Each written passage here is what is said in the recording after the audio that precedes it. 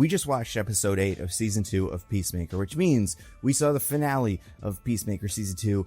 And I think I am with a lot of you guys here when I'm going to say I'm a little confused. And that is my word for describing this season as uneven, which isn't to say it's bad, right? Like, I think uneven means there's certain things that are working really well and like they're weighing the seesaw down a lot. But then there's other things that feel like they're not working as well.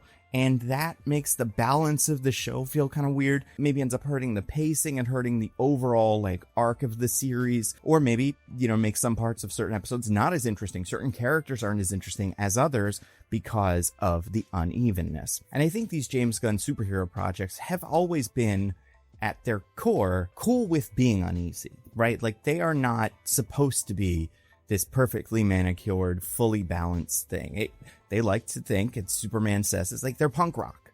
And maybe not the most punk rock thing you could possibly be, but like they are challenging some of the conventions of this media. And I respect that, but I feel like in this season there were more things than usual that didn't work. And when the balance tips that far, the whole thing goes from being like the charming punk rock to being kind of like messy, what are we doing here? And again, that's not to say that I don't think this is worth watching or well written or well acted or anything like that. I think it is all of those things, but I also think coming out of it, me and a lot of fans for sure are going to have some questions. And some of them are like the nerdy nitpicks, but I think a lot of them are like substantial, like questions about what the series is, what this season was about, and why it became maybe a little bit frustrating near the end.